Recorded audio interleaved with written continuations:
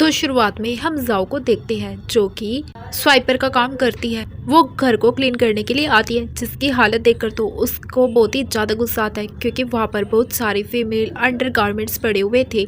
उनको साफ करते हुए वो कहती है कि हर एक आदमी एक जैसा ही होता है, उसको रोज़ रोज़ नई लड़कियाँ चाहिए, लेकिन मेरे प्यारे से बॉयफ्रेंड को छोड़कर।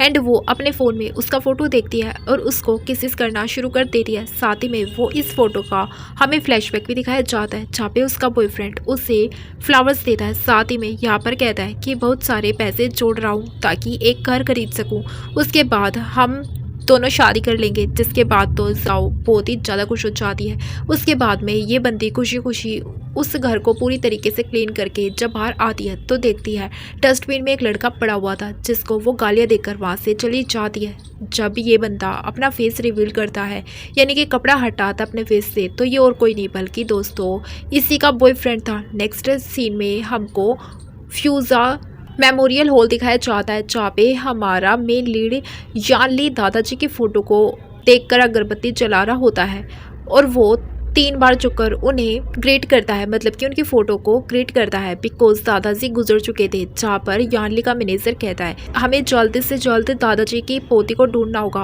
उससे शादी करनी होगी, बिकॉज दादाजी ने जो वसीयत बनाई है उसमें साफ लिखा है जो भी जल्दी से जल्दी उनकी पोती को ढूंढकर उससे शादी करेगा उसी को सारी जायदाद यानी कि प्रॉपर्टी मिल जाएगी। और यहाँ पर हमें पता चलता है कि दादाजी ने कुछ लोगों को अडॉप्ट किया था और यानली भी उन्हीं में से एक है। जिसके बाद में वो अपने मैनेजर से पूछता है इस बारे में और कौन कौन जानता है, जिस पर मैनेजर कहता है अभी तक तो सर कोई नहीं। जिसके बाद में ये बंदा अपना दिमाग चलाता है और कहता है कि एक काम करो, मेरे लिए कोई एक अच्छी सी लड़की ढूंढ कर निकालो जिसको मैं साबित कर सकूं कि वो दादाजी की पोती है, साथ ही में जल्द से जल्द उससे मैं शादी भी कर सकूं। जिसके बाद में हम जाओ को देखते हैं जो कि हमारे हीरो के घर पर काम करने के लिए आ जाती है।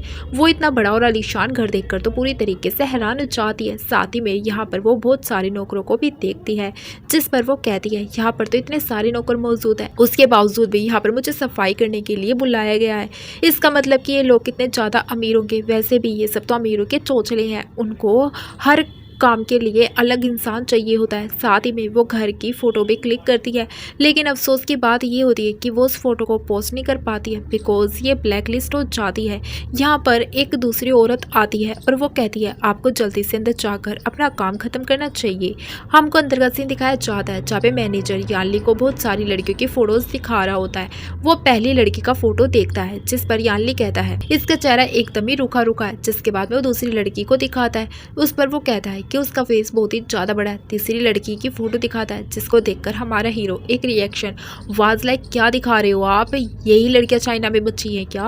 वो उनके हाथ से फ़ोटोज़ को ले लेता है और खुद से देखने लग जाता है। तभी यहाँ पर हमारी हीरोइन आ जाती है। जैसे ही वो जाओ को देखता है तो वो पूरी तरीके से हैरान हो जाता है। मैनेजर भी हैरान हो जाता है और वो कहता है कि इनके आंखें और आईब्रोज तो एकदम ग्रैंडफादर से मिलते हैं, पर वो अपने मैनेजर को इशारा करके वहाँ से भेज देता है ताकि वो हमारी हीरोइन का बायोडाटा कलेक्ट कर सके।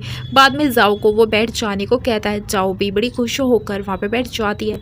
जाओ से वो उसकी आईडी मांगता है जिसे वो दे देती है और तभी यहाँ पे मैनेजर भी आ जाता है जिसने 2 मिनट में यहाँ पर जाओ का पूरा बायोडाटा निकाल लिया था। वो कहता है कि इस लड़की के पेरेंट्स नहीं है, साथ ही में इसका कोई घर भी नहीं है, ना ही कोई रिश्तेदार है, ये पूरी तरीके से अनाथ है।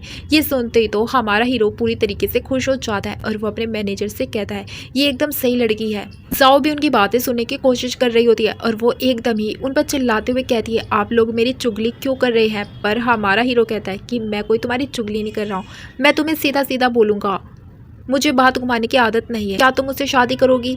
ये सुनते ही तो वो पूरी तरीके से हैरान हो जाती है, कहती है ये तुम क्या बोल रहे हो। जिस पर वो कहता है कि मैं जानता हूँ तुम्हारे पास पैसे नहीं है।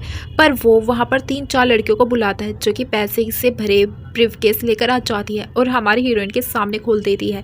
इतने सारे पैसे देखकर तो ये प्यारी सी लड़की लालची हीरोइन की आंखें चमक जाती है, लेकिन तुरंत ही वो ब्रीफकेस बंद कर दिए जाते हैं और बेचारे की आंखों की चमक भी चली जाती है। लेकिन इसके बावजूद भी वो शादी से इनकार कर देती है। जिसके बाद में हमारा हीरो उसे एक ब्लैक कार्ड देता है और कहता है इसमें बहुत सारे पैसे हैं, जिंदगी भर भी अगर तुम अंधाधुंध खर्च करोगी ना तभी भी खत्म नहीं होने वाली है। लेकिन ये बंदी कहती है बिल्कुल नहीं, बिकॉज मैं किसी और से प्यार करती हूँ, मेरा एक बॉयफ्रेंड है, हम दोनों जल्दी शादी करने वाले हैं।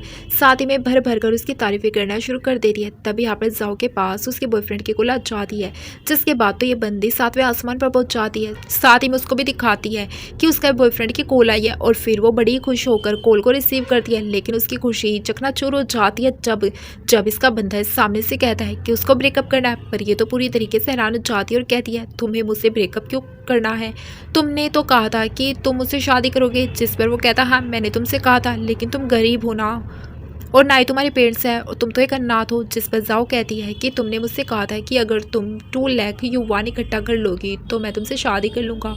जिस पर वो कहता है कि हाँ तुमने ठीक कहा, लेकिन तुमने ये पैसे इकट्ठे करने में 3 साल काम करा है, उन पैसों को अपने पास ही रखो और ये मेरे ब्रेकअप का मुआवजा समझ लेना। वैसे भी तुम गरीब हो, इसलिए तुम तो प्यार के बारे में भूल ही जाओ। ये सारी बातें याली ड्रिंक करते करते सुन रहा होता है और वो भी कहता है, वाह कितना प्राइसलेस प्यार है ना तुम्हारा। ये बंदी थोड़ी देर पहले उसके सामने बड़े बड़े प्यार की डींगे हाँक रही होती है। जिसके बाद तो जाओ का दिमाग बहुत ही ज़्यादा खराब हो जाता है, इसीलिए वो यानली का ऑफर एक्सेप्ट कर लेती है और उसके कार्ड को उठाकर कहती है, मैं इसके लिए तैयार हूँ। यहाँ पर यानली सबसे पहले जाओ को एक कॉन्ट्रैक्ट देकर कहता है।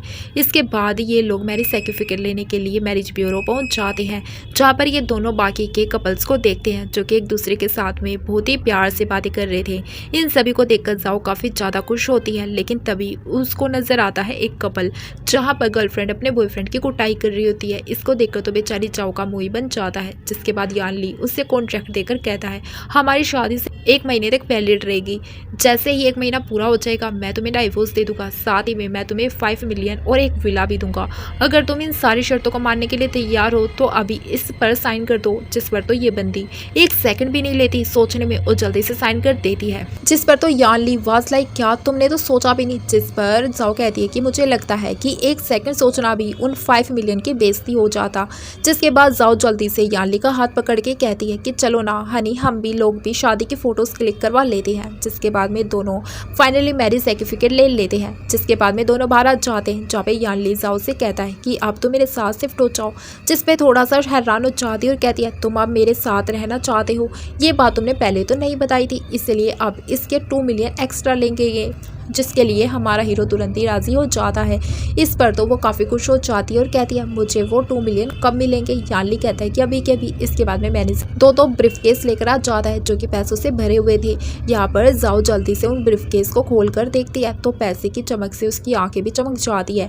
वो कहती है कि क्या ये मेरा सपना है? जिसके बाद वो जल्दी से उन ब्रीफकेस को बंद करती है और दोनों हाथों में उठाकर कहती है, अब मैं चलती हूँ और तुमसे बाद में मिलूंगी। और फुल स्पीड के साथ वहाँ से ऐसे भागती है जैसे उसके पैसों को कोई छीन ना ले। अपने मैनेजर से वो कहता है कि उसके पीछे जाओ और ध्यान रखना वो कोई ऐसा काम ना करे जिससे मेरी रेपुटेशन खराब हो जाए।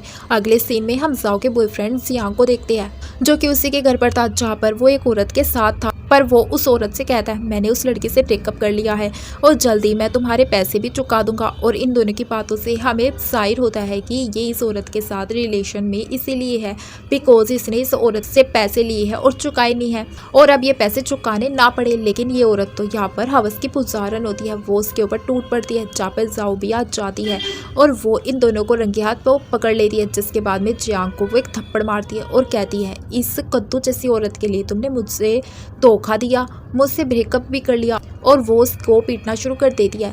वो औरत भी जियांग को बचाने की कोशिश करती है तो जियांग उसको भी धक्का दे देती है। जिस पर तो जियांग को गुस्सा आ जाता है और वो उसे मारने के लिए खड़ा होता है, लेकिन जाओ तो उसको हवा में उठाकर पटक देती है नीचे। जिसके बाद तो जियांग को बहुत ही ज़्यादा गुस्सा आ जाता है। वो कहता है, यहाँ से दफ़ा हो जाओ। जिस पर जाओ कहती है, शायद तुम भूल रहे हो कि ये घर मेरा है जो मैंने रेंट पर लिया था, तुम्हें यहाँ से दफ़ा होना चाहिए ना कि मुझे। तभी वो औरत मिंजी कहती है कि इस घर को मैं खरीदने के लिए तैयार हूँ।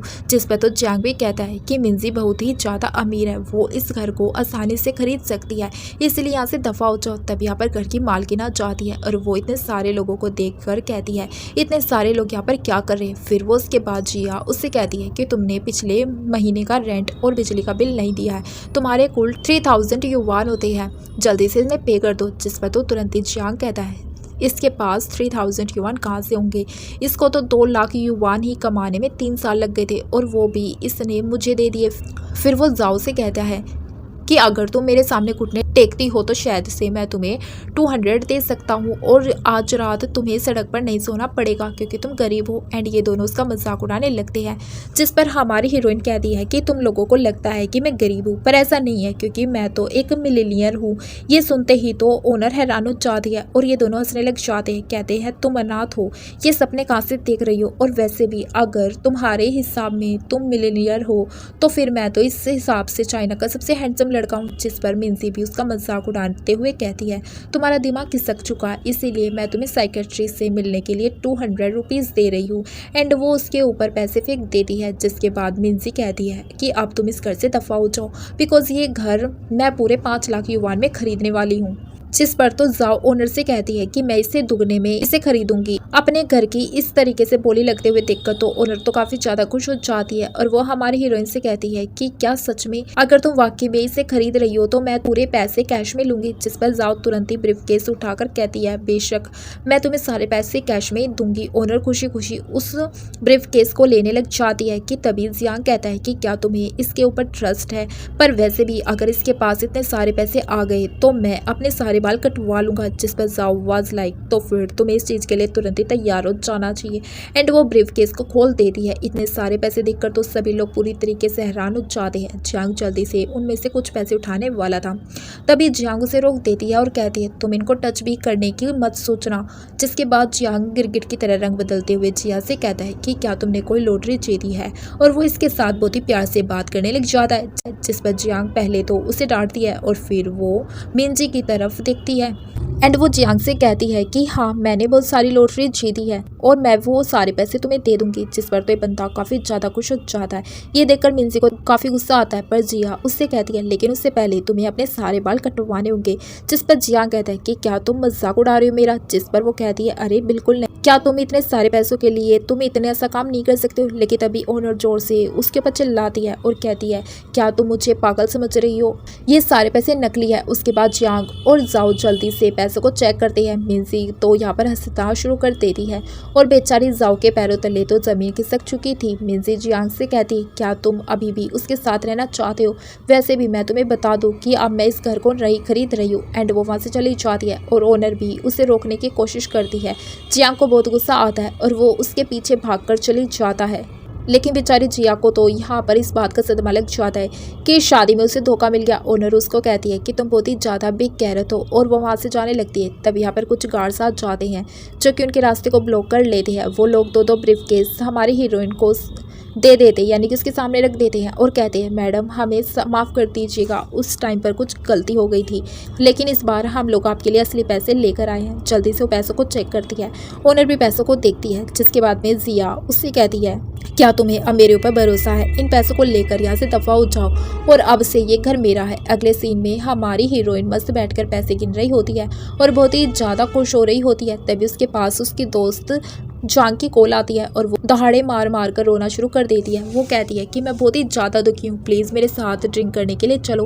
पर तो जाओ कहती है कि ठीक आज मैं तुम्हारा अच्छे से इलाज करूँगी कि हम बीजिंग के सबसे अच्छे और महंगे बार में जाने वाले हैं। पर उसकी दोस्त तो ओके बोलकर कॉल कट कर देती है।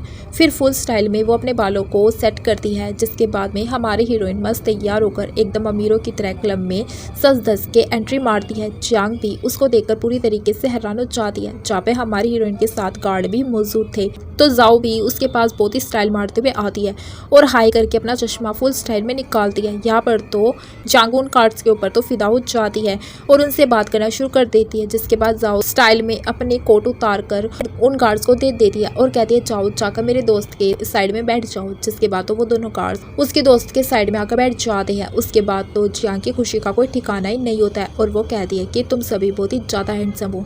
वो उनमें से एक से पूछती है कि क्या तुम्हारी कोई गर्लफ्रेंड है। जिस पर तो बेचारा काफ़ी अनकंफर्टेबल हो जाता है। जिसके बाद वो जल्दी से जाओ से कहता है कि मैडम हम बाहर जाकर आपका इंतजार करते हैं। जिस पर वो भी उन्हें जाने की इजाज़त दे देती है। जिसके बाद वो दोनों रफू चक्कर हो जाते हैं, लेकिन जियांग तो उन्हें पीछे से आवाज़ लगाते हुए रह जाती है कि हैंडसम लड़को प्लीज़ यहाँ से मत जाओ, मेरा दिल टूट जाएगा। जिस पर जाओ उसे मारकर शांत कराती है। जिसके बाद जियांग जाओ से कहती है कि जल्दी से बताओ कि क्या चल रहा है, मैंने अभी सुना है कि उन लोगों ने तुम्हें मैडम कहा है। तुम मुझे बीजिंग के सबसे महंगे वाले क्लब में लेकर आई हो, जहाँ की कीमत भी काफ़ी ज़्यादा हाई है। कहीं ऐसा तो नहीं कि किसी अमीर परिवार से तुम्हारी शादी हो गई हो। जिस पर जाओ आवाज़ लाई कि तेरी बहन को किसी अमीर परिवार में शादी करने की ज़रूरत नहीं है, बिकॉज तेरी बहन तो खुद अमीर है। पर कि जियांग कहती है कि लेकिन ये बात मुझे पहले क्यों नहीं पता चली। जिस पर जाओ कहती है कि बिकॉज मुझे हाल ही में बहुत ही बड़ा ऑर्डर मिला है और मैंने बहुत सारे पैसे कमाए। एंड वो अपने मन में सोचती है, वैसे भी 1 महीने बाद मेरा डाइवोर्स हो जाएगा, तो फालतू में बखान करने की क्या ही ज़रूरत है कि मेरी शादी हो चुकी है, यानी कि मैं शादीशुदा हूँ। जिसके बाद जाओ कहती है कि चलो अब मस्ती करने का टाइम आ गया। जिसके बाद कि जियांग जल्दी से चिल्लाकर बारटेंडर को बुलाती है और वो मेन्यू लेकर आता है, जिसमें वाइन की कीमत 4 लाख लिखी हुई थी, लेकिन वो तो बहुत ही ज़्यादा अमीर थी, इसलिए वो मेन्यू को बंद कर देती है और कहती है इसे देखने की ज़रूरत नहीं है यार, 0.1 लेकर आ जाओ। पर तो वो जो बारटेंडर था काफ़ी खुश हो जाता है कि जियांग की तो खुशी का कोई ठिकाना ही नहीं था। तभी यहाँ पर जियांग और मीजी के साथ आ जाता है और वो जैसे इन दोनों को देखता है वो कहता है कि क्या सीन है, तो गरीब लड़कियाँ एक साथ इतने महंगे क्लब में क्या कर रही है। एंड वो हमारी हीरोइन से कहता है कि क्या तुम्हें साफ सफाई करने नहीं जाना है क्या। जिस पर तो कि जियांग जाओ से कहती है ये सब क्या हो रहा है। जिस पर जाओ कहती है जो तुम अपनी आंखों से देख रही हो वही हो रहा है, इस आदमी ने मुझे इस औरत के लिए छोड़ दिया है। ये सुनते तो कि जियांग हैरान हो जाती है और वो जियांग से कहती है क्या तुमने इस परवल की सब्जी के लिए मेरी प्यारी सी दोस्त को छोड़ दिया, क्या तुम्हें जरा से भी शर्म नहीं आई। जाओ पिछले 3 सालों से तुम्हारे साथ ही में उसने डाउन पेमेंट के लिए पैसे भी जोड़े थे ताकि वो तुम्हें घर दिला सके, जिसके बावजूद भी तुमने उसे धोखा दे दिया। इन सारी बातों पर तो कि जियांग इतने गंदे गंदे मुंह बनाने लग जाता है जैसे उसे तो कोई फर्क ही नहीं पड़ रहा था। कि जियांग कहती है कि इस बेचारी ने उन पैसों को जोड़ने के लिए एक स्कर्ट तक भी नहीं खरीदी, साथ ही में उसने कड़ाके की ठंड में भी बाहर जाकर काम करना पड़ता था। जहाँ पर जाओ उसे शांत कराने की कोशिश करती है, बिकॉज अब तो ये अमीर हो चुकी थी। इन सारी बातों से तो उसकी काफ़ी बेइज्जती होने वाली थी, लेकिन उसकी दोस्त तो शांत होने का नाम ही नहीं ले रही थी। वो तो जियांग से कहती है इस ड्रम जैसी औरत के लिए तुमने मेरी दोस्त को छोड़ दिया, तुम बहुत ही ज़्यादा बेकार हो। जिस पर तो मेजी एकदम से चिढ़ जाती है। उसके बाद वो जियांग से कहने लगती है देखो ना इसने मेरी बेइज्जती की, ये क्या बुला रही है। जियांग उसे शांत कराने के लिए कहता है कि तुम तो सबसे ज़्यादा खूबसूरत औरत हो। पर तो ये औरत काफ़ी ज़्यादा खुश हो जाती है, लेकिन तभी यहाँ पर कि जियांग यहाँ पर वो मेडी का इशारा करते हुए कहती है यहाँ पर कितनी ज़्यादा बदबू है, चलो कहीं और जाकर बैठते हैं। जिस पर बारटेंडर उन्हें बताता है कि अब हमारे पास लग्जीरियस बॉक्स ही बचे हैं बैठने के लिए।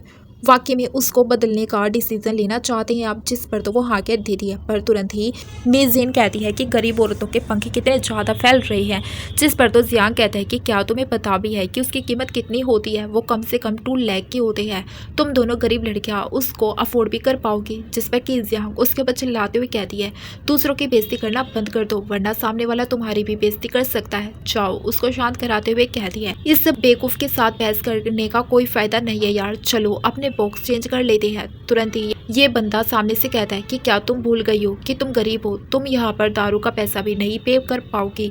जिस पर तो तुरंत ही जाओ अपने पर्स से ब्लैक कार्ड निकालती है और कहती है कि उसमें अनलिमिटेड पैसे हैं और वो बारटेंडर को देकर पैसे कट करने के लिए कहती है। जिस पर तो वो कहता है कि इसकी कुल कीमत 1.8 मिलियन है, वाकई में आप इसको स्वाइप करने वाली है। जिस पर तो वो हाँ में जवाब दे देती है। पर यहाँ पर मीजी कहती है कि जरा देखो इसको कितनी अच्छी एक्टिंग कर रही है, लेकिन थोड़ी देर के बाद इसको यहाँ पर बाहर निकाल दिया जाएगा। पर जैसे यहाँ पर बारटेंडर उसको स्वाइप करता है कार्ड को तो पैसे कट हो जाते हैं, जिसके बाद वे दोनों के होश उड़ जाते हैं। जिसके बाद बारटेंडर हमारी हीरोइन से कहता है चलिए मैं आपको लेकर चलता हूँ। जिस पर तो तुरंत ही जियांग कहता है कि तुमने मुझसे इतने सारे पैसे कहाँ छुपा कर रखे थे। जिस पर मीजी कहती है कि मुझे लगता है शायद से किसी की मिस्ट्रीज होगी, तभी तो इसके पास इतने सारे पैसे अचानक से आ गए हैं। पता नहीं तुम्हारे साथ रिलेशनशिप में रहते हुए इसने कितने सारे बॉयफ्रेंड रखे होंगे। जिस पर कि जियांग को गुस्सा आता है और वो उन्हें शांत कराते हुए कहती है। इस पर हमारी हीरोइन भी कहती है कि मैं एक अमीर औरत हूँ, ये पैसे मेरे लिए बहुत ही मामूली बात है। जिस पर मिसी कहती है आज मैं तुम्हें दिखाती हूँ कि असली अमीरी होती क्या है। एंड वो अपना कार्ड निकाल कर कहती है कि मेरे लिए वाइन लेकर आओ जिसमें मुझे अपने हाथ धोने। फिर कहता है वो ठीक है, इसके लिए वाइन आती है और ये अपने हाथ डुबो कर धोती है। बारटेंडर भी इनके हाथों को साफ करता है। जिसके बाद ये औरत अपनी अमीरी का बखान करना शुरू कर देती है। लेकिन तभी हमारी हीरोइन कहती है एक बोतल से होता क्या है, मेरे लिए 10-10 बोतल्स लेकर आओ। बस फिर क्या था, यहाँ पर लोग पागलों की तरह चिल्लाना शुरू कर देते हैं। हमारी हीरोइन के लिए 10 बोतल्स लाई जाती हैं। जिसके बाद में जियांग जल्दी से उन सभी में डुबो कर अपने हाथ धोती है और फिर वो जियांग के थोबड़े के पास लाकर अपने हाथों को लहराने लग जाती है। बस फिर क्या था, इसके बाद तो इन दोनों के बीच में कंपटीशन स्टार्ट हो जाता है। ये दोनों टेबल्स पर खड़ी हो जाती है और फिर महंगी महंगी चीज़ों को मंगाना शुरू कर देती है। तभी यहाँ पर यूजुआन नाम की एक लड़की के साथ जान लिया जाता है। जैसे वो जाओ को ये कारनामा करते हुए देखता है, वो तो पूरी तरीके से हैरान हो जाता है। ये सब कुछ देखने के बाद तो जू भी कहती है कि आज तो तुम्हारे बार में बहुत ही ज्यादा फायदा हुआ है, आज तुमने दुगने पैसे कमाए, इसलिए तुम्हें मुझे ट्रीट देनी चाहिए।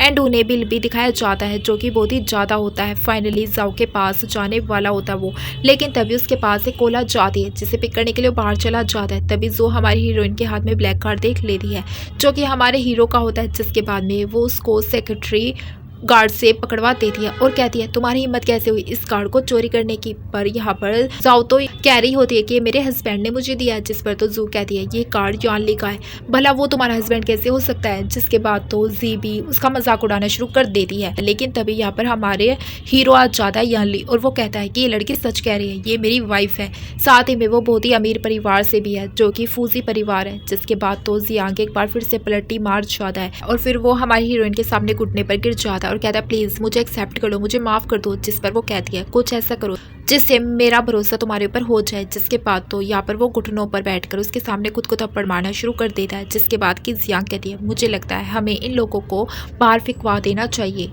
जिसके बाद गार्ड उन्हें वहां से खींच कर ले जाते हैं और ये लोग कुत्ते की तरह भौंकते हुए जा रहे थे। वो धीरे से यांगली से कहती है कि मुझे समझ नहीं आ रहा है कि तुम इस तरीके की लड़की से शादी कैसे कर सकते हो, अगर इसके पीछे कोई रीज़न है तो मुझे प्लीज़ बता दो, मैं किसी से भी शेयर नहीं करूँगी। क्या तुम मुझसे डाइवोर्स देने वाले हो।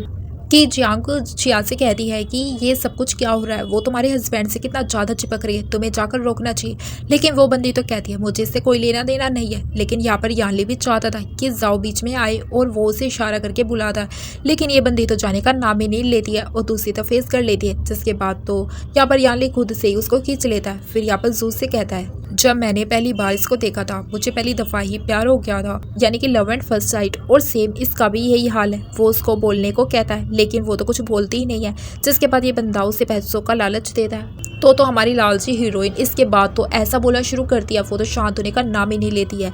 यहाँ पर जू को तो गुस्सा आ जाता है और वो कहती है कि कुछ दिन पहले ही तुम्हारे बॉयफ्रेंड से तुम्हारा ब्रेकअप हुआ है और तुमने पहली नज़र में प्यार भी कर लिया, तुम यानली के लायक नहीं हो। जिस पर तो हमारी हीरोइन कहती है कि मैं एक अमीर परिवार से हूँ तो इसके लायक क्यों नहीं हूँ, कहीं ऐसा तो नहीं कि तुम अपनी बात कर रही हो। तो जिस पर तो जू को बहुत ही ज़्यादा गुस्सा आ जाता है और वो उसे मारने के लिए अपना हाथ उठाती है, लेकिन यानली उसका हाथ पकड़ लेता है और उसको धक्का दे देता है। जिस पर वो कहती है आखिर तुम इसको प्रोटेक्ट कैसे कर सकते हो। जिस पर हमारी हीरोइन तुरंत ही कहती है बिकॉज ये मेरा हस्बैंड और मैं इसकी वाइफ हूँ। जू कहती है कि यहाँ पर मेरी बहुत ही बेइज्जती हुई है जिसका बदला मैं ज़रूर लूँगी, और यहाँ से वो चली जाती है। जिसके बाद में यहाँ पर यानली एक बार फिर से अपना कार्ड जिया को दे देता है और कहता है कि जितना चाहे उतना पैसा खर्च कर सकती हो तुम, और वहाँ से चला जाता है। जिसके बाद तो जिया काफ़ी ज़्यादा खुश हो जाती है और कहती है तुम्हारा हस्बैंड तो बहुत ही ज़्यादा अच्छा है।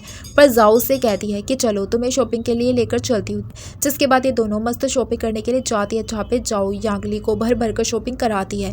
उसको जो भी पसंद आता है वो तुरंत ही दिला देती है। वो लोग पहले हैंड बैग्स खरीदते हैं, उसके बाद फिर रिंग्स खरीदने के लिए जाते हैं और वो दोनों एकदम ही अमीरों वाली लाइफ जीते हैं, भर भर के शॉपिंग करते हैं, रात भर क्लब में रहते हैं, साथ ही बात भी लेने के लिए बाहर जाते हैं। जिसके बाद हम इन लोगों को पुल में देखते हैं, जहाँ पे कि जियांग जाओ से कहती है कि मुझे ऐसा लग रहा है कि ये हमारा सपना है। जिस पर जाओ कहती है कि जब तक मैं तुम्हारे साथ हूँ ये कोई सपना नहीं बल्कि हकीकत है। पर तो ये दोनों मस्त अपना टाइम एंजॉय कर रही होती है। तभी इसके पास मास्टर चैन की कोला जाती है और वो जाओ को बताते हैं कि अनाथ आश्रम को तोड़ा जा रहा है। जिसको सुनकर तो वो तुरंत ही हैरान हो जाती है। अब हमको अनाथ आश्रम का सीन दिखाया जाता है जहाँ पे बुलडोज़र वगैरह होते हैं, जिसको तोड़ने के लिए यहाँ पर मिस्टर चैन बुलडोज़र के सामने आ जाते हैं और वो कहते हैं अगर तुम्हें अनाथ आश्रम को तोड़ना है तो उससे पहले हमें ख़त्म करना होगा।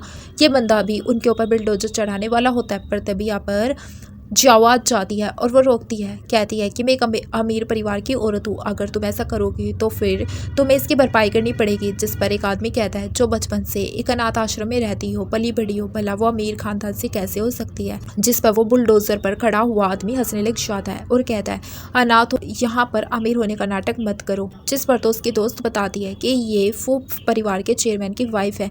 ये सुनकर तो वे थोड़े हैरान हो जाते, फिर कहते हैं अगर ये वाइफ है तो इसे पता होना चाहिए कि इस अनाथ आश्रम को तोड़ने का ऑर्डर किसी और ने नहीं बल्कि फू ग्रुप ने ही दिया है। ये सुनकर तो ये बंदी पूरी तरीके से हैरान हो जाती है। उसकी दोस्त कहती है जल्दी से अपने हस्बैंड को कॉल करो।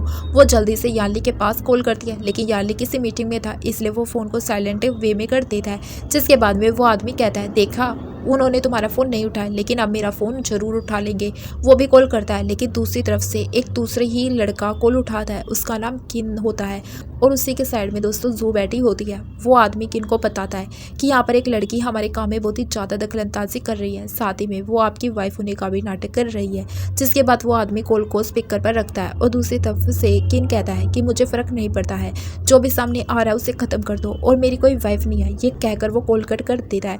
जिसके बाद जू से कहती है कि फू जिंग ग्रुप की बेटी है, जिस पर वो कहता है ऐसा नहीं है, बल्कि याली ने किसी लड़की को ढूंढा है जो कि फूजी ग्रुप की बेटी होने का प्रिटेंड कर रही है और तुम्हें इसकी टेंशन लेने की ज़रूरत नहीं है, क्योंकि मैं इस मैटर को बड़ी आराम से हैंडल कर लूँगा, साथ ही में उनकी सच्चाई सबके सामने भी लेकर आ जाऊँगा।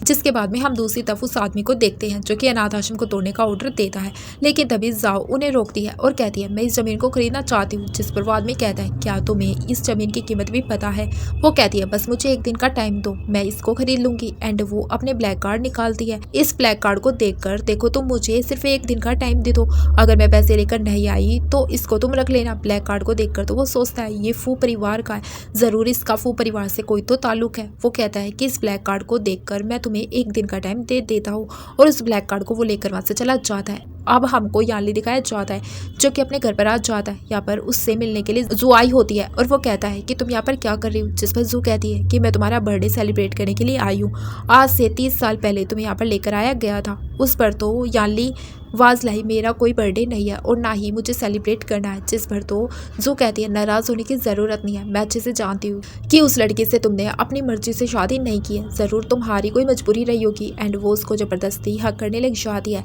जिस पर तो वो उससे हटाने लग जाता है, लेकिन वो तो हटती नहीं है। तब यहाँ पर जाओ भी आ जाती है, ये देखकर उससे काफ़ी गुस्सा आ जाता है और वो जाकर उसको दूर कर देती है और कहती है तुम्हारी हिम्मत कैसे हुई मेरे पीठ पीछे मेरे घर को तोड़ने की? अगर तुम्हें ज़्यादा ही प्रॉब्लम हो रही है तो जाकर डॉक्टर को दिखाओ हॉस्पिटल में।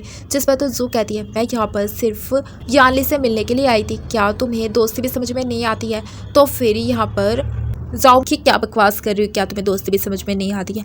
भाड़ में जाए तुम्हारी दोस्ती, मुझे सब नजर आ रहा है, तुम्हारी गंदी नजर मेरे पति पर है। और वो याली का हाथ पकड़ते हुए कहती है लेकिन तुम्हें कोई इजाज़त नहीं है मेरे हस्बैंड के पास भी आने की। पर तो याली काफ़ी ज़्यादा इंप्रेस हो जाता है और वो उससे कहता है कि आज तुमने मुझे कॉल किया था, लेकिन दरअसल मैं उस टाइम पर मीटिंग में था, इसलिए मैं बात नहीं कर पाया। तो ये बता दिए कि आज किसी ने फू ग्रुप की तरफ से आश्रम को तोड़ने के लिए भेजा गया था, ज़रूर वो कोई चालाक इंसान होगा। एंड वो अपना पंजा जू की तरफ कर उसे डरा देती है और कहती है इसीलिए मैंने तुम्हें कॉल किया था। उस पर तो याली उससे कहता है कि वैसे आज तुम अनाथ आश्रम क्यों गई? वो कुछ बोल पाती इससे पहले ही जू कहने लग जाती है ज़रूर ये पुराने आशिक से मिलने के लिए गई होगी अनाथ आश्रम। जिस पर तो यहाँ पर जाओ उसको कहती है कि मैं उस अनाथ आश्रम में पली बड़ी हूँ, वहाँ के बच्चे और डीन से मेरी काफ़ी अच्छी पहचान है और बस मैं वहाँ उनसे मिलने के लिए गई थी।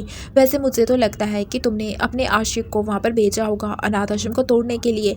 वैसे पहले तुम मेंटल हॉस्पिटल जाओ और अपने दिमाग का इलाज करवाओ। जिस पर तो जू चिढ़ते हुए कहती है क्या तुम्हें बात करने की तमीज़ नहीं है? जिस पर जाओ कहती है कि तुम्हें बात करने की तमीज़ नहीं है बिकॉज मैं अपने पति से बात कर रही हूँ, तुम होती कौन हो हमारे बीच में बोलने वाली? जो कुछ बोलने वाली होती है, लेकिन याली उसे शांत करा देता है और वो अपने मन में सोचता है कि इसने कहा था कि अनाथ आश्रम में पली बड़ी है, ज़रूर वहाँ पर मुझे कोई सुराग मिल जाएगा। क्या ये वाकई में फूजी परिवार की बेटी है? जाओ याली का हाथ पकड़ती है और कहती है अनाथ आश्रम को तोड़ा जा रहा है, इस बारे में ही मुझे तुमसे बात करनी थी। अगर इस तरीके से उसे तोड़ दिया जाएगा तो बच्चे कहाँ जाएंगे? वो सभी अभी छोटे हैं, उस अनाथ आश्रम को लेकर तुम्हें अपना इरादा बदल लेना चाहिए।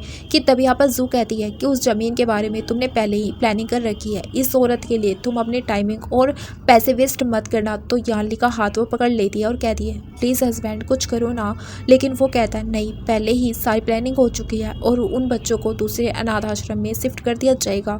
जिस पर वो कहती है कि तुम ये क्या बोल रहे हो? इस पर तो वो कहता है तुम मेरी वाइफ हो, एक अमीर औरत हो, ऐसे छोटे छोटे मैटर्स के लिए तुम मुझे कॉल मत किया करो। ये सुनकर तो यहाँ पर जाओ को बहुत ही गुस्सा आ जाता है और वो गुस्से में कह देती है कि तुम्हारे लिए छोटी सी बात है, ठीक है तो इस मैटर को मैं खुद से हैंडल कर लूँगी। अब हमें दोस्तों नेक्स्ट दिन का सीन दिखाया जाता है जहाँ पर यानली कंपनी में होता है, जहाँ पर वो अनाथ आश्रम को लेकर ही मीटिंग कर रहा होता है। एंड यहाँ पर वो अपने भाई को काफ़ी ज़्यादा डांटता है कि उससे पहले लोगों को वहाँ से हटा देना चाहिए था, ना कि डायरेक्ट वहाँ पे बिल्डोजर भेज देना चाहिए था। वो उसको डांट कर वहाँ से चला जाता है, जिस पर तो किन को काफ़ी ज़्यादा गुस्सा आ जाता है। अब हमको अनाथ आश्रम का सीन दिखाया जाता है, जहाँ पे ये बंदा बिल्डोजर लेकर आ जाता है। हमारी जाओ से वो कहता है कि तुमने कहा था कि तुम्हारे पास पैसे है तो चलो पैसे दो, लेकिन ये बंदी के पास तो पैसे नहीं थे। जिसके बाद वो कहती है सभी बच्चों को लेकर अंदर जाओ, और फिर खुद वो बिल्डोजर के सामने आ जाती है, जिस वजह से उसे चोट लग जाती है। वो आदमी कुछ कर पाता इससे पहले यहाँ पर रिपोर्टर्स भी आ जाते हैं, जिस वजह से वो हैरान हो जाता है और वहीं रुक जाता है। और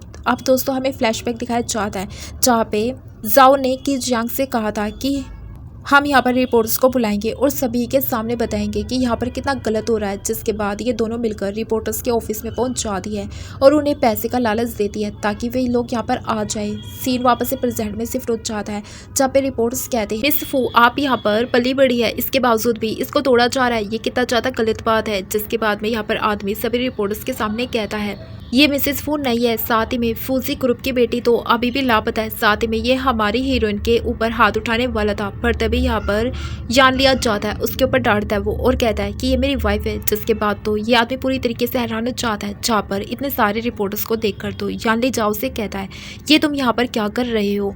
जिस पर वो कहती है कि मैं इस अनाथ आश्रम को बचाना चाहती हूँ। एंड वो उसको बड़ी प्यार से कहती है मेरे प्यारे हस्बैंड, क्योंकि आप मुझसे प्यार करते हैं इसलिए आप इस प्लान को बदल दें और अनाथ आश्रम को मत तोड़े प्लीज मेरे लिए। ये सुनकर तो वो हैरान हो जाता है और गुस्से में उसको घूरना शुरू कर देता है। कहता है कि तुम ये क्या बकवास कर रही हो। जिस पर वो कहती है कि इतने सारे रिपोर्टर्स के सामने अगर तुम मुझे परेशान करोगे या फिर मना करोगे तो फिर तुम्हारी इमेज की धज्जियां उड़ जाएंगी, इसलिए बेहतर होगा कि तुम मेरी बात को मान लो। जिसके बाद तो यहाँ पर यानली अपने दिल पर पत्थर रखते हुए कहता है कि ठीक है जैसा तुम कहती हो वैसा ही हो जाएगा, हम इस अनाथ आश्रम को नहीं तोड़ेंगे। जिसके बाद तो रिपोर्टर्स कहते हैं कि आप बहुत ही ज़्यादा अच्छे, आप अपनी वाइफ से कितना ज़्यादा प्यार करते हैं। इसके बाद यानली गुस्से में वहाँ से चला जाता है, लेकिन जाओ को बहुत ही ज़्यादा टेंशन हो जाती है। वो अपनी दोस्त से कहती है वो ऐसा नहीं चाहता था लेकिन मैंने ज़बरदस्ती उससे कराया है, कहीं ऐसा तो नहीं कि वो मुझे अब पैसे नहीं देगा। जिस पर तो ये बंदी कहती है कि वो तुम्हारा हस्बैंड है और तुमसे प्यार भी करता है, एक काम करो जाकर उसे मनाओ, तुम उसे कोई प्यारा सा तोहफा दो। जिस पर वो कहती है भला मैं उसको क्या तोहफा दूँ, क्या खरीदूँ उसके लिए, क्या सबसे महंगा। जिस पर कि जियांग कहती है उसके लिए महंगे तोहफे की ज़रूरत नहीं है यार, कुछ ऐसा दो जो उसे पहले कभी किसी ने ना दिया, कुछ अपने हाथों से बना कर दो। जिस पर वो कहती है मैं ऐसा क्या दे सकती हूँ उसको। फिर कि जियांग अपने हैंड बैग से एक छोटी सी डॉल निकालती और जाओ को देखकर कहती है कि तुम उसे ये दे सकती हो। जिस पर तो जियाओ कहती है कि ये तो वही डॉल है जो मैंने तुम्हारे लिए बनाई थी बिकॉज तुम्हारा बर्थडे था। जिसके बाद जाओ कहती है ये डॉल तो बहुत ही बद्दी सी है, मुझे नहीं लगता कि उसे पसंद आएगी या वो एक्सेप्ट करेगा इसे। जिस पर कि जियांग उसे समझाती है कि ये तुमने अपने हाथों से बनाई है, ये उसे बहुत ही ज़्यादा पसंद आएगी, जरा एक बार देख कर तो देखो उसे। जिसके बाद कि जियांग जाओ को कार के सामने लेकर खड़ा कर देती है। वो यानली से कहती है कि मैंने इसकी चोट पर दवाई लगा दी, वैसे इसके बाद आपके लिए एक सरप्राइज है, और वो बाय बोलकर वहाँ से भाग जाती है। जिसके बाद यहाँ पर यानली जाओ से कहता है कि अब भला तुम्हारे पास कौन सा सरप्राइज है, अब कौन सा नुकसान कराना चाहती हो तुम मेरा, तुमने कौन सी प्लानिंग की है और आखिर तुमने इस पर कितना पैसे खर्च किए हैं। जिस पर तो वो कहती है मैंने कोई पैसे खर्च नहीं किए, मैंने इसे अपने हाथों से बनाया। ये सुनकर तो वह हैरान हो जाता है, फिर उसके हाथ से वो लेने की कोशिश करता है लेकिन वो पीछे हट जाती है और इसी खींचातानी में वो की चैन जमीन पर गिर जाती है, जिस पर याली का पैर भी पड़ जाता है। जिसके बाद जाओ उसको गुस्से में उठाती है और कहती है तुमने इस पर पैर रख दिया, ये मैंने अपने हाथों से बनाया था, और उसके हाथों में वो दे देती है। यानली उसको देखता है तो उसके पीछे हैप्पी बर्थडे लिखा था, जिसको वो पढ़ता है। ये सुनते ही तो वो बंदी एकदम से हैरान हो जाती है और ये अपने मन में सोचता है लगता है मेरी पोल खुल गई है, इसको कहाँ से पता चला कि बिकॉज आज तो उसका वाकई में बर्थडे था। और वो अपने मन में सोचता है इसको मेरी कितनी ज़्यादा परवाह, ये मेरे बर्थडे के लिए स्पेशल अपने हाथों से ये की चैन बना कर लेकर आई है। जिसके बाद में वो कहता है कि तुम्हारा बहुत बहुत शुक्रिया, आज से पहले कभी किसी ने मेरा बर्थडे सेलिब्रेट नहीं किया, ना ही मुझे तोहफा दिया है। जिस पर तो हैरान हो जाती है और फिर जल्दी से कहती है तुम एक CEO, तुम्हें किसी ने भी तोहफा नहीं दिया तुम्हारे बर्थडे पर, किसी ने, और तुम्हारा बर्थडे किसी ने भी सेलिब्रेट नहीं किया है। जिस पर वो कहता है कि मैं इस परिवार का एडॉप्टेड चाइल्ड हूँ, भला कोई मेरा बर्थडे सेलिब्रेट क्यों ही करेगा। जिस पर वो कहती है चलो कोई बात नहीं, आज मैं कर लूँगी। जिसके बाद वो कहता है कोई ज़रूरत नहीं है, वैसे भी इस डॉल को खुद से थोड़ा दूर रखूँगा क्योंकि अगर मैंने रात को इसको देख लिया तो मुझे बुरे सपने आएंगे। और वो यहाँ पर जाओ के फेस के पास रखते हुए कहता है डॉल को बिकॉज ये बिल्कुल तुम्हारे जैसी है। जिस पर तो उसे गुस्सा आ जाता है और वो कहती है कि तुम बहुत ही बुरे हो, आज के बाद मैं तुम्हें कोई भी तोहफा नहीं दूंगी, और वहाँ से भाग जाती है। जिसके बाद ये बंदा उस रोल को अपने ड्राइवर को देकर कहता है जितनी जल्दी हो सके इसके बारे में फुल इन्फॉर्मेशन निकालो। और फिर वो यहाँ पर जाओ के पीछे चला जाता है। फिर दूर से जाओ चिल्लाकर कहती है कि मैं तुमसे नफरत करती हूँ, जिस पर तो यानली कहता है कि मैं मजाक कर रहा था और उसके पीछे भागने लग जाता है। और ये सीन यहीं पर कट हो जाता है। दोस्तों अगले सीन में हम यानली मीटिंग में देखते हैं जहाँ पे सभी लोग उसको बोल रहे थे कि ये प्रोजेक्ट बहुत ही ज़्यादा इंपॉर्टेंट है, एक लड़की की वजह से तुम हमारी कंपनी को इतना ज़्यादा नुकसान कैसे करा सकते हो। पर वो कहता है कि वो कोई मामूली लड़की नहीं है बल्कि फूजी ग्रुप की बेटी है।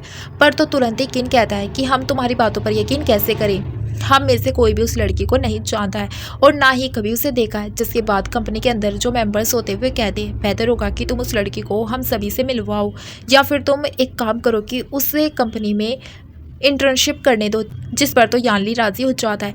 अगले सीन में हम ये जाओ को देखते हैं जो कि कंपनी के बाहर आती है तो कंपनी को देखकर काफ़ी ज़्यादा हैरान हो जाती है। वो कहती है कि ये बहुत ही ज़्यादा बड़ी है। पर फिर हमें पिछली रात का फ्लैशबैक दिखाया जाता है जहाँ पर यानली उसे कहता है कि तुम्हें कंपनी में इंटर्नशिप करनी होगी और तुम्हें उसकी सैलरी 1 मिलियन मिलेगी और तुम्हें साबित करना होगा कि तुम फूजी ग्रुप की बेटी हो, बिकॉज सभी लोग तुमसे मिलने को बेकरार है। सीन वापस प्रेजेंट में शिफ्ट हो जाता है। तभी यहाँ पर जियांग भी आ जाता है और वो एक बार फिर से यहाँ पर जाओ के पीछे पड़ जाता है, जिस पर उसे वो अपनी रिंग दिखाते हुए कहती है कि मैं पहले से शादीशुदा हूँ तो बेहतर होगा कि तुम मेरे पीछे घूमना बंद कर दो। जब जियांग उसको ज़्यादा परेशान करता है तो वो उसको पीटना शुरू कर देती है और वो भी अपने जूतों से। तब यहाँ पर ये बंदा जाओ को बहुत ही ज़्यादा परेशान करता है तो फिर अपने जूतों से कुटाई करना शुरू कर देती है। तभी यहाँ पर यानली भी आ जाता है, साथ ही में जू भी होती है। उनको ऐसा देखकर जू तुरंत ही कहती है कि मुझे लगता है कि हमें उस कपल को परेशान नहीं करना चाहिए, यानी कि ये बात कर रही होती है यहाँ पर जियांग और जू की। इस पर यानली कहता है कि अगर तुम्हारे मुँह से कुछ अच्छा ना निकल सके ना तो बेहतर होगा अपनी जबान को लगाम देकर रखा करो। और वो जाओ के पास चला जाता है और जाकर उसका हाथ पकड़कर कहता है ये तुम क्या कर रहे हो, ये जूते हाथ में पकड़ने के नहीं होते बल्कि पैरों में पहनने के लिए होते, इसलिए चुपचाप पहनो। जिसके बाद तो वो अपने जूतों को पहनने लग जाती है। तभी जियांग कहता है कि यहाँ पर मैं अपनी गर्लफ्रेंड से बात करने आया हूँ, तुम होते कौन हो बीच में आकर बकवास करने वाले। अब यहाँ पर जो भी जल्दी से यानली का हाथ पकड़ते हुए कहती है वो लोग पहले से गरीब होते हैं, उन्हें कितना भी सोने का कटोरा दे लो वे वैसे भी भीख ही मांगते हैं। जिस पर तो यानली जल्दी से जाओ की तरफ इशारा करता है। जिसके बाद ये बंदी जाती है और उसको धक्का देकर कहती है बेहतर होगा तुम खुद की ही सेल्फ रिस्पेक्ट करो, बार बार दूसरों के पतियों से चिपकना अच्छी बात नहीं होती है। फिर वो यानली का हाथ पकड़ के कहती है अगर तुम वाकई में मेरे हस्बैंड को पसंद करती हो तो चलो ठीक है, मैं तुमको उसकी मिस्ट्रेस बनने की इजाज़त दे सकती हूँ। ये सुनकर तो जू को काफ़ी गुस्सा आ जाता है। तभी यहाँ पर जाओ जोर जोर से लाकर कहने लग जाती है यहाँ पर जितने भी लोग हैं ना ध्यान से सुन लो, मैंने अपने हस्बैंड के लिए एक मिस्ट्रेस रखी है। ये सुनकर तो यहाँ पर यानली को भी हंसी आ जाती है। जिसके बाद ये दोनों अंदर चले जाते हैं और जो वहीं पर मुंह बनाते हुए रह जाती है और फिर यहाँ पर जियांग को डांटती है, जिससे हमें साफ पता चलता है कि यहाँ पर जू ने ही जियांग को बुलाया होता है। अगले सीन में हम यानली और जाओ को देखते हैं जहाँ पर वे लोग मीटिंग रूम में होते हैं। यहाँ पर जाओ की बॉडी पूरी तरीके से कांप रही होती है। जहाँ पर यानली जब उसे इस तरीके से हिलते हुए देखता है तो वो कहता है क्या तुम बहुत ही ज़्यादा डर रही हो या घबरा रही हो। जिस पर वो कहती है घबराना क्या होता है, घबराना तो मैंने आज से कभी सीखा ही नहीं है। जिस पर वो कहता है देखो दिमाग से काम लो, इस तरीके से परेशान होने की ज़रूरत नहीं है, ये काम बहुत ही ज़्यादा आसान और कांपना बंद करो। जिस पर वो कहती है मैं कांप नहीं रही हूँ। इसके बाद यानली अब उसकी बॉडी को अपने फिंगर से टच करता है और फिर स्माइल करते हुए कहता है क्या वाकई में तुम कांप नहीं रही हो। जिसके बाद ये बंदी तो बड़ी मुश्किल से अपनी बॉडी को कंट्रोल करती है और फिर कहती है मैं बहुत ही ज़्यादा खुश हूँ और मैं घबरा नहीं रही हूँ। फिर थोड़ी देर बाद कहती है देखो मेरी बहुत ही ज़्यादा फट रही है और मुझे समझ नहीं आ रहा कि मैं क्या करूँ। मुझे लगता है कि उनके सामने तुरंत ही मेरी सच्चाई आ जाएगी, वो लोग मुझे पकड़ लेंगे। जिस पर यानली उसे गौर से देखता है और कहता है परेशान होने की ज़रूरत नहीं है, बस यहाँ पर तुम्हें वैसे ही करना है जैसा तुमने नीचे किया था। जिस जोश में तुम नीचे गालियाँ दे रही थी उसी जोश में तुम्हें यहाँ पर बात करनी है उन सभी से। उसके अंदर वो कॉन्फिडेंट लाने के लिए कहता है देखो यहाँ पर जो भी लोग आएंगे ना मीटिंग में होंगे वे सब लोग तुम्हारे सामने चींटी बराबर है, ये सब कुछ तुम्हारे बाप के नौकर है, उन सबको तुम्हारा भी नौकर बनना पड़ेगा। तो उनके सामने फुल कॉन्फिडेंट के साथ बात करना जैसे तुम मालकिन हो और वे लोग सिर्फ चीटियाँ हों। जिसके बाद तो यहाँ पर ये बंदी फुल कॉन्फिडेंट में आ जाती है। यानली के पास एक कॉल आती है तो वो कॉल को पिक करने के लिए बाहर चला जाता है। उसके जाने के बाद ही में यहाँ पर जाओ फुल एटीट्यूड में बैठने की तैयारी कर रही होती है। तभी यहाँ पर एक और बंदा आ जाता है। ये बंदी पीछे मुड़कर देखती नहीं है और उसके हाथ सुनकर कहती है कि तुम इतनी जल्दी वापस आ गए, वैसे परेशान होने की ज़रूरत नहीं है, क्योंकि मैंने तुम्हारे पैसे लिए, इसलिए मैं एक प्रोफेशनल की तरह ही पेश आऊँगी। वैसे दूसरी पीढ़ी का अमीर होना बहुत ही ज़्यादा अच्छी बात है। काश मैं पूरी ज़िंदगी के लिए अमीर बन पाती। और उसकी सारी बातें यहाँ पर किन रिकॉर्ड कर लेता है। वो जाकर धीरे से उसके शोल्डर पर हाथ रखता है और ये पीछे मुड़कर देखती है तो घबरा जाती है और जल्दी से उठकर खड़ी हो जाती है, क्योंकि इससे पहले ये सारी बकवास कर ली होती है। वो कहती है तुम कौन हो? जिस पर किन कहता है मैं कौन हूँ, इससे फर्क नहीं पड़ता। फर्क इससे पड़ता है कि तुम्हारी सच्चाई सामने आ चुकी है। यहाँ पर तुम प्रोफेशनल बनने का नाटक कर रही हो। जिसके बाद तो यहाँ पर जाओ पूरी तरीके से घबरा जाती है। दूसरी तरफ मुड़कर वो खड़ी हो जाती है और अपना दिमाग चलाना शुरू कर देती है कि आगे उसको क्या करना है। जिसके बाद ये पीछे घूमती है और कहती है मुझे माफ़ करना, मुझे लगा कि तुम मेरे दोस्त हो, मैंने तुम्हें एक गलत इंसान समझ लिया था। लेकिन ये बंदा धीरे धीरे उसके करीब आने लग जाता है और ये उसे पीछे हटने को कहती है। पर तभी यहाँ पर यानली आ जाता है। जिसके बाद तो ये जल्दी से यानली के पास भागकर पहुंच जाती है और कहती है फाइनली तुम आ गई। यानली किन से पूछता है कि तुम यहाँ पर क्या कर रहे हो। जिस पर किन कहता है कि मीटिंग स्टार्ट होने वाली थी, इसलिए बस मैं यहाँ पर चेक करने के लिए आया था कि सब कुछ ठीक है। जिसके बाद फाइनली यहाँ पर मीटिंग स्टार्ट हो जाती है। मीटिंग में एक आदमी कहता है कि ये दिखने में वाकई में ग्रैंडफादर के जैसी है। जिस पर एक आदमी कहता है कि देखो कोई भी किसी के भी जैसा दिख सकता है, हम इस पर किसी को ऐसे साबित नहीं कर सकते कि वो वाकई में उनकी डॉटर है। लेकिन याली कहता है कि ये वाकई में उनकी डॉटर है और ये कंपनी इसी की है। जिस पर किन कहता है कि ठीक है, उनकी डॉटर को अगर हम ये कंपनी देते हैं अच्छी बात है, लेकिन अगर किसी गलत इंसान के हाथों में चली गई तो फिर मिस्टर फूजी की सारी मेहनत बर्बाद हो जाएगी। और ये लड़की तो उनकी डॉटर है भी नहीं और इस बात का सबूत मेरे पास है। इसके बाद वो वही रिकॉर्डिंग स्टार्ट कर देता है। यहाँ पर याली तो पूरी तैयारी के साथ आया था और वो डीएनए रिपोर्ट सभी के सामने रख देता है। जिसके बाद सभी की बोलती बंद हो जाती है और ये कहते हुए यानली जियांग को अपनी कुर्सी पर बिठा देता है। जिसके बाद सभी की बोलती बंद हो जाती है। फिर ये लोग यहाँ से चले जाते हैं। इनका दिमाग बहुत ही ज़्यादा खराब हो जाता है। वो जो उससे कहती है अब हमें क्या करना चाहिए। जिस पर तो वो धीरे से उसके कान में कुछ कहता है।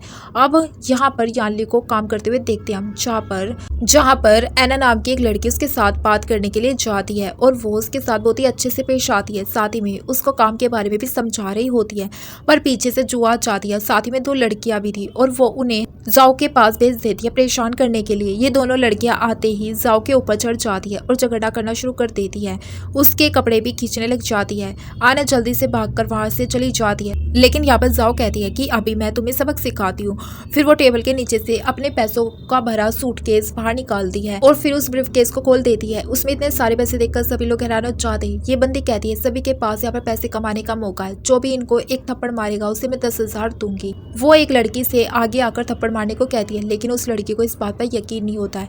पर उन दोनों लड़कियों में से एक लड़की बहुत ही ज्यादा लालची होती है। वो यहाँ पर जाओ से कहती है कि मैं तुम्हें 20,000 दूंगी। जिस पर पहले वाली लड़की कहती है ये ऐसा कभी नहीं करेगी, लेकिन दूसरी लड़की तो उसे थप्पड़ मार देती है। जिसके बाद तो वो लड़की भी खड़ी हो जाती है जिससे पहले ऑफर दिया गया था। वो कहती है क्या मेरे पास भी एक और चांस है। जिस पर जाओ कहती है यहाँ पर बैठे हुए हर एक इंसान के पास पैसे कमाने का एक अच्छा मौका है, तो जल्दी आओ और थप्पड़ मारो और पैसे लेकर जाओ। दूसरी तरफ आना याली के पास आकर बताती है कि आपकी वाइफ को परेशान किया जा रहा है। लेकिन जब याली यहाँ पर पहुँचता है तो वो देखता है कि यहाँ पर तो जाओ बैठकर पैसे बांट रही होती है और लाइन लगाकर सब लोग थप्पड़ मारकर जा रहे होते हैं उन लोगों को। और जैसे ही यहाँ पर जाओ याली को देखती है तो खड़े होकर कहती है मेरे प्यारे हस्बैंड आखिरकार तुम आई गई। जो लड़की पिट रही होती है वो भी जाकर याली के पैर पकड़ लेती है और कहती है प्लीज मुझे बचाओ। लेकिन याली तो उसे साइड में धकेल देता है, जिसके बाद वो तो फ्लोर पर ही गिर जाती है। याली को देखकर तो जाओ यहाँ पर एक्टिंग करना शुरू कर देती है कि मुझे काफी ज्यादा चोट लगी है, मेरे पैर में बहुत ही ज्यादा दर्द हो रहा है। जिसके बाद तो उस लड़की को जॉब से फायर कर दिया जाता है। इसके बाद में याली जाओ को उठाकर गोद में लेकर चला जाता है और उसे एक रूम में लेकर आ जाता है। उसे समझाने की कोशिश करता है कि उसको कंपनी में इस तरीके का बिहेव नहीं करना चाहिए, वरना लोग यही कहेंगे कि वो बहुत ही ज्यादा घमंडी और पैसों का घमंड दिखाती है। पर जाओ से कहती है कि मेरे साथ गलत हो रहा था, मैंने सिर्फ आवाज उठाई अपने लिए, मैंने किसी को कुछ नहीं कहा है। पहले मेरे साथ किया गया था गलत, लेकिन सामने से यहाँ पर याली उसे डांट देता है तो वो नाराज हो जाती है और दूसरी तरफ घूमकर उसे बातें सुनाना शुरू कर देती है। पर जब पीछे घूमकर देखती है तो याली तो वहाँ पर था ही नहीं, वो तो जा चुका था। जिसके बाद में ये फोन में ही उसका फोटो निकाल लेती है और उसको डांटना शुरू कर देती है। साथ ही में वो अपने फोन की स्क्रीन पर पंच मारने भी लग जाती है। तभी यहाँ पर किना जाता है। वो कहता है कि मैंने सुना है आपके पैर में चोट लगी है, इसीलिए मैं दवाई लेकर आया हूँ।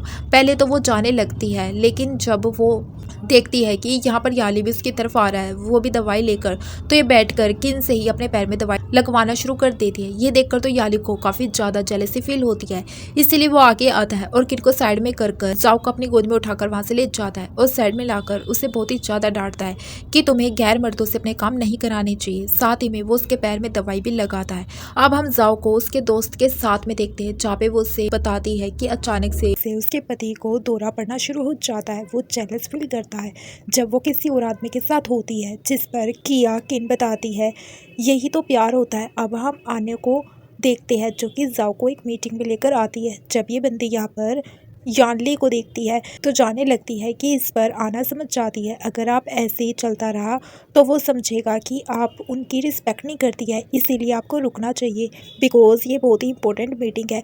जिसके बाद में ये बंदी मीटिंग में रुक जाती है और यहाँ पर काफ़ी ज़्यादा ड्रिंक कर लेती है। यहाँ पर हम देखते हैं सभी वेटर्स में से यह एक वेटर जियांग भी होती है, जिसके हाथ में दवाई होती है और चुपचाप उसने वो दवाई जाओ के ग्लास में मिला दी होती है, जिससे ये बंदी काफ़ी ज़्यादा नशे में हो जाती है और यही सीन यहीं पर कट हो जाता है।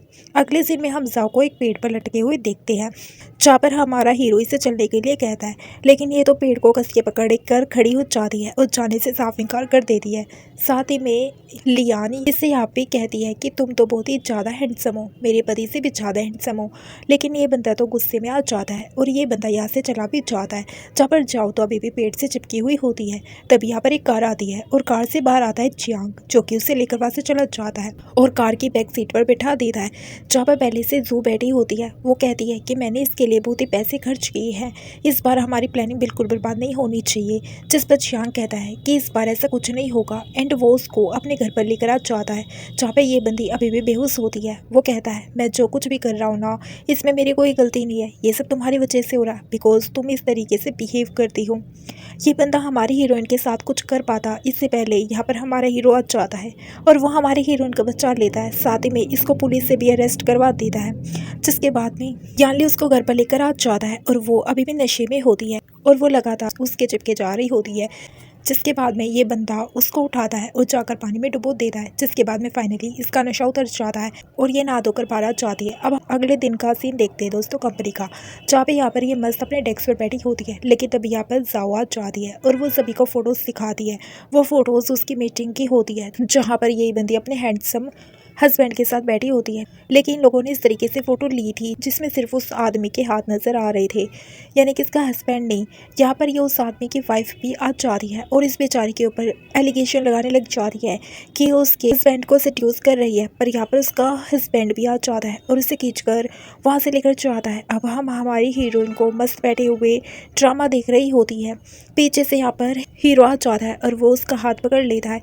जिसके बाद में वो जल्दी से ड्रामा को बंद कर दे रही है और स्क्रीन को छिपाना शुरू कर दे रही है। जिसके बाद में लोग सोचते हैं कि ये सब कुछ किसने किया है। जिसके बाद में ये लोग एक खतरनाक सा प्लान बनाते हैं और अब हम सभी को मीटिंग रूम में देखते हैं, जहाँ पे हमारा हीरो बेचारी जाओ के ऊपर चिल्ला रहा होता है कि तुम इतनी बदतमीज और लापरवाह कैसे हो सकती हो, तुम्हारी वजह से कंपनी का बहुत सारा नुकसान हुआ है, साथ ही बेइज्जती भी हुई है, इसीलिए मैं तुम्हें डाइवोर्स दूंगा और यहाँ से निकाल दूंगा। पर तभी यहाँ पर किन खड़ा होता है और कहता है तुम ये क्या कर रहे हो, वो तुम्हारी वाइफ है, क्या पता हो वाकई में उसकी कोई गलती ना हो और उसे कोई फंसाने की कोशिश कर रहा हो, एक बार उसकी बात को तो सुन लो। जिस पर वो कहता है कि तुम्हें ज़्यादा सपोर्ट करने की ज़रूरत नहीं है इसका। इस पर तो किन कहता है कि मुझे बस थोड़ा सा टाइम दो, मैं यहाँ पर साबित कर दूंगा कि ये गलत नहीं है, जबकि इसके साथ गलत हुआ है और अगर मैं ऐसा नहीं कर पाया तो फिर तुम्हें अपनी जगह मुझे देनी होगी और मैं कंपनी का चेयरमैन बनूंगा। जिसके लिए हमारा हीरो राजी हो जाता है। जिसके बाद में हम इस बंदे को उसके कैबिन में देखते हैं, जहाँ पे उसके साथ में जू भी मौजूद होती है। वो कहती है कि क्या तुम पागल हो गए हो, तुमने ये क्या कर दिया। जिस पर वो कहता है परेशान होने की तुम्हें कोई जरूरत नहीं है, मैं सब कुछ संभाल लूंगा, तुम्हारा नाम कहीं पर भी नहीं आने दूंगा। अब हमें एक बार फिर से मीटिंग का सीन दिखाया जाता है, जहाँ पे लोग एक नकली सबूत बनाते हैं और साबित कर देते हैं कि हमारी हीरोइन ने ऐसा कुछ नहीं किया है। किन उसको कहता है कि अब जल्दी से अपने चेयरमैन की कुर्सी मेरे हवाले कर दो। लेकिन लियान तो यहाँ पर फुल सबूत के साथ बैठा होता है और वो उसको वीडियो चलाकर दिखा देता है, जिसमें ये दोनों रूम में बैठकर प्लानिंग कर रहे होते। बस फिर क्या था, इनकी सच्चाई सबके सामने आ जाती है और एक पुलिस ऑफिसर आकर किन को अरेस्ट करके ले जाता है। लेकिन जू तो इतनी आसानी से बाज नहीं आने वाली थी। वो यहाँ पर जाओ के नकली पेरेंट्स को ले आती है, साथ ही में मीडिया वालों को भी ले आती है और ये बूढ़ा बुढ़िया भी बहुत ही अच्छी एक्टिंग कर रहे होते हैं। वो आते ही सीधा हमारी हीरोइन से चिपकने लग जाते हैं और कहते हैं, हमारी बेटी तुम कैसी हो। अब ये बंदी ने कभी अपने माँ बाप को तो देखा नहीं था, ये अचानक से देखकर हैरान हो जाती है कि आखिर धरती से पैदा हुए हैं या पेड़ से गिरे। लेकिन हमारा हीरो उसको अपनी साइड कर लेता है और कहता है, तुम लोग कौन हो। जिस पर वो कहते हैं कि हम इसके पेरेंट्स हैं। इस पर तो यानली कहती है, मैं अच्छे से जानती हूँ आप लोग झूठ बोल रहे हैं। लेकिन वो तो डीएनए रिपोर्ट दिखा देते हैं। जिस पर तो वो औरत भी अपनी पॉकेट से डीएनए रिपोर्ट निकाल कर दिखा देती है। लेकिन हमारा हीरो उन्हें बाहर निकाल देता है अपनी कंपनी से, जिसके बाद में लोग कंपनी के बाहर तमाशा करना शुरू कर देते हैं। लेकिन तभी यहाँ पर कि याना जाती है और कहती है, क्या तुम्हारे पास कोई सबूत है इस डीएनए रिपोर्ट के अलावा। लेकिन इन लोगों के पास कुछ नहीं था, इसीलिए लगातार डीएनए रिपोर्ट को ही निकाल कर दिखाए जा रहे थे। वो कहती है, अगर ये तुम्हारी बेटी है तो कोई इसकी बॉडी का एक निशान तो होगा ना, जो तुम्हें याद होगा, तुमने देखा होगा। तभी पीछे से जो उन्हें इशारा करके बताती है कि निशान के बारे में। लेकिन उन्हें पता चलता है कि ऐसा तो कोई निशान है ही नहीं। कियान कहती है कि मैं बेवकूफ़ नहीं हूँ, मैं पूरी तैयारी के साथ आई हूँ, चलो अब अपने बेटे से मिल लो। और यहाँ पर उसका बेटा आ जाता है, जो कि उन्हीं के ऊपर चिल्लाता है उल्टा और उनको को डांटता भी है। वो कहता है और उनको डांटता भी है और कहता है, आप पैसों के लिए इतना ज़्यादा पागल कैसे हो सकते हैं। साथ ही में वो हमारे हीरो और हीरोइन से माफ़ी भी मांगता है। जिसके बाद में वो लोग यहाँ पर ये सभी बता देते हैं कि उन्होंने ये सब कुछ झूठ किसके कहने पर बोला है। जिसके बाद में यहाँ पर वही होता है जो कि हर ड्रामा में होता है, पुलिस इनको आकर गिरफ्तार कर लेती है। अगले सीन में हम हमारी हीरोइन को रोड पर देखते हैं, क्योंकि कुछ लोगों को पड़े हुए देखती है और उनकी मदद करने के लिए जाती है। लेकिन तभी कोई इसको किडनैप करके ले जाता है। जब इस बंदी को होश आता है तो यहाँ पर इसके पीछे हमारा हीरो भी बंदा होता है और इनकी किडनैपिंग किसी और ने नहीं बल्कि जू ने की होती है। एंड यहाँ पर जू की हालत बड़ी बेकार होती है, उसके कपड़े भी फटे होते हैं, उसकी हालत इतनी ज़्यादा ख़राब होती है, फटे हुए कपड़े। इसके बावजूद भी ये लोगों को पैसे देकर किडनैप करा लेती है। इन लोगों को कुछ कर पाती ये उससे पहले ये लोग अपने हाथ खोल लेते हैं और हमारा हीरो इस बंदी को गिरा देता है, पर अपनी पॉकेट से चाकू निकालकर उसके ऊपर हमला करने वाली होती है। हमारी हीरोइन बीच में आ जाती है, जिस वजह से चाकू उसको लग जाता है। जिसके बाद में बंदा उसे अपनी गोद में उठाकर हॉस्पिटल की ओर भागता है।